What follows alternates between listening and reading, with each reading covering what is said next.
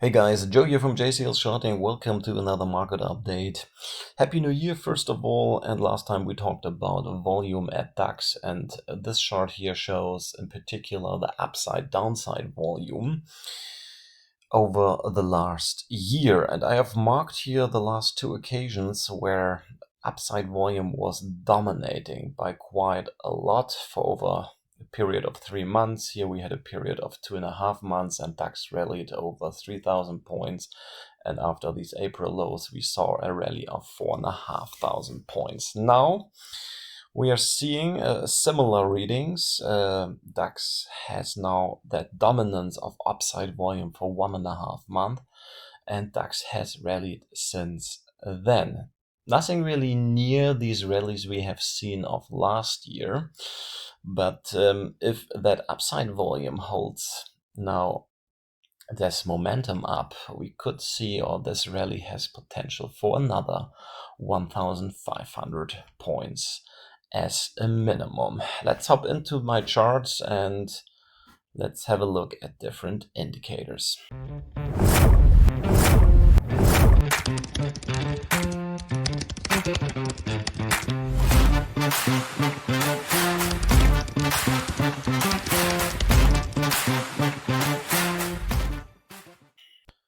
We are looking at the Smart Money Flow Index of DAX. By the way, this data is provided by my partner wallstreetcareer.com. I have marked here in green that positive divergence, which is on since the end of September. We kept printing higher lows into that smart money flow, while DAX printed in a lower low at the end of November that confirmed that divergence, and DAX went all the way up over 1,500 points. However, while you look at this behavior of smart money, they are not really participating in this move here at all. So this is actually a distribution. Considering this chart, we have a divergence here already. Smart money has a high here, a lower high, and well, these highs are getting broken presently. That was a double top in smart money, and DAX is almost near its all-time high. The big question now is smart money now catching up? That means we should see a surge in smart money, but if this doesn't happens and DAX is turning around here, this can be a very nasty bull trap. And we are starting off with the weekly chart, and what you see here is that range in yellow. We have been discussing that since these highs made in June, so that range is on for more than 6 months. DAX has gone nowhere since then. Last week's highs just tested the upper boundary without a breakout or any follow through at all. This means as long as DAX doesn't break through there, we have to consider that DAX is still staying within that range. If we break to the upside, we have a target of 26,290. By the way, that range or that upper boundary is roughly around 24,680, 700. The all-time high, by the way, sits at 24,765, I believe. The lower boundary is still at 23,100. We tested that in November. If that breaks to the downside, we still have targets near 21,500. I want you to focus here on the MACD. We have possibly a crossover happening very soon. That would be a buying signal on a long-term perspective. However, if that flips around next week, forget about what I just said. And once I zoom out that chart, you see here the cycle brackets. They run in a very clean pattern. And I want you to pay attention on this time frame of summer, starting in summer of 2021, and then we had a similar occasion going on over into January 2022, and then we saw that large sell-off with that Russian invasion in March 2022, which bottomed then in October of 2022. And while checking on the daily chart, it's still the Cetera indication. We have a potential broadening top pattern here, which misses the last touch here at that upper trend line near 24,900. We talked about that in my last update. And once I zoom in here a little bit, you see in yellow that inverted left shoulder, head, and right shoulder pattern, the neckline at 24,448. And it triggered here with that fourth touch at that neckline. And once we zoom in even a bit more, that low on Friday was a clean back test of that neckline 24,448. So the big question is now, is this candle kissing goodbye scenario to run higher? I don't really like that candle, to be honest, because this has a nature of a so-called shooting star. As the projection is showing here, I would like to see a larger dip now still to the downside near 24,170, or even to close that fair value gap down here, which occurred at the beginning of December between 23,838 up to 23,929. That would be a back test here of these lows, and also a gap closure at 23,885, which we are still missing. There's also a fair value gap here just below that neckline. I would like to see that to be closed also. And once we zoom out here a little bit, 24,465 is a trigger to the upside of a green sequence, which has higher targets near 24,879 up to 25,046. And the first target of that yellow pattern, by the way, is at 25,587. And last time we talked also about volume that picked up right here on that OPEX. And you see we have increased volume with these last two candles. Well, we had a long holiday over Christmas and New Year's. So we talked about volume at the beginning, but I still wouldn't put too much weight on these volume bars over the holiday period. A quick look at the hourly chart, JFD indication here of DAX. And yeah, we talked in my blog, at my Discord, about that 1, 2, 3, 4, 5 pattern here, which finished right at our green 138%, 24,664. That was in the chart, of course, for already a couple of days. We nailed that on the dot before DAX came down in, so for an ABC structure. Now the big question is, was that a retest of that green 100% to run higher towards 24,804? Or are we going to see a closure of that fair value gap? I personally would prefer to run towards 24,331, and from there the cards gets mixed again. There are two fair value gaps here still. This one here on the hourly charts towards 24,366, and also that latest one. I think we even closed that here on the overnight session at DAX. A quick look at silver. We had that green sequence here quite early at my blog, and we were triggering that right with that candle here. And then I gave my members, because we are long since $29 roughly, I said I'm going to start hedging above 77.57. This is where my first hedge order went in with that candle.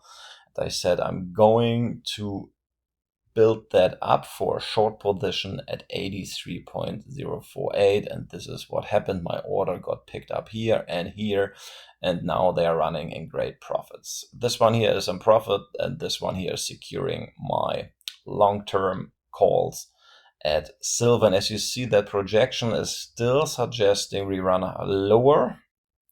I have a more detailed chart at the H4. This is for members, and if you want to have a look at that, you're welcome to join at www.jcs-charting.com for a more detailed analysis. This one here at 62.86, it's not a must. It would be a nice pullback here actually for silver to rebuy positions. We also have a quick look at gold running in a very clean cycle pattern here. This rally was over 38%. This one was over 40%. All these projections here were in the chart before. We marked the top, we marked the bottom a bit earlier than expected. We were focusing on mid-November. The low came at the end of October. However, we were buying these lows here in October, and since then gold printed in a new all-time high, and we were hitting that green 100%, by the way, last week at 4466. That triggered that sequence, and as you can see, that projection was suggesting a new pullback into that cycle low before running higher. Also, that first target of that blue sequence got hit and gold reversed at that level. That means bullish momentum is still on. This is a healthy pullback after a bullish sequence has been triggered, and I assume a minimum of that green sequence at 4688 or even 4824 that would complete both green and blue sequences. So 4690, 4688 is actually another major resistance, and as you once you have a closer look in here, a 1, 2, 3, 4, 5 would fit very nicely into that as well. So that last primary cycle is also bullish. Note that we have another upside target at 5058. More details again at the smaller time frames at my Discord blog. Let's have a look at the daily chart of the NASDAQ 100. I was showing this pattern here at my last update. I think we were at this crossover point here of all these EMER 5, 10, and 20. They flipped to the bullish side. Then we went all the way up. We triggered that pattern here with that third touch at that upper falling trend line. We still failed to close that fair value gap here, by the way. This is not a good sign. And we closed these two fair value gaps, as I mentioned in my last update. Once we hit that trend line, a pullback is usually due. Either we break out, we backtest, or we just trigger that pattern and then we pull back to run all the way down to that lower trend line of that symmetrical triangle. So we can remove these two fair value gaps. Now the big question is NASDAQ just taking a deep breath in order to run higher and finally breaking to new all-time highs as well? Remember, it's lacking behind. The Dow Jones made its all-time high somewhere here, and the S&P 500 printed in all-time highs right here. By the way, this is still an intermarket bearish divergence, which is also not a good sign as long as NASDAQ is staying below these all-time highs from October of last year. Another bad sign is actually that all these crossovers of these EMER 5, 10, 20, and even the 50 we had a close below. So if NASDAQ decides to break here to the downside, you have to be very cautious.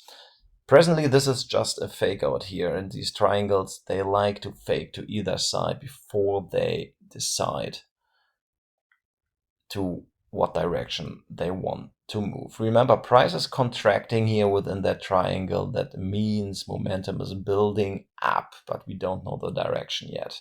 If it pops up to the upside, be aware that NASDAQ has still some catching up to do compared to the other two. If it runs to the downside, this is actually a sell signal for all other markets as well. And here we are checking on the daily chart of the S&P 500. As just mentioned, we made a new all-time high under very thin volume on Boxing Day. And then the S&P 500 started off selling as well. We closed that fair value gap that was expected on my lower time frames, by the way. Probably a retest of that 50 SMA. If that happens and if that holds, it becomes another buy signal actually at the S&P 500. Remember that descending broadening wedge, DBW here, has been triggered, and this is usually a bullish consolidation pattern. It has higher targets of 7,148 as a first target. And as long as this pattern here doesn't fail, the S&P 500 has a potential to run higher. Be careful, once we lose the SMA 50 or even the SMA 100, then the S&P 500 is also in trouble on the daily basis. And comparing the Dow Jones industrials to the transportations on the weekly basis, we still have a divergence here shown in red. We are not getting over these highs from November 2024 at the transportations. The industrials kept printing new all-time highs, but however, that surge here at the transportations also visible at the Baltic Dry Index is a sign of a surge in the overall markets. Transportations are usually leading before the other markets are actually catching up.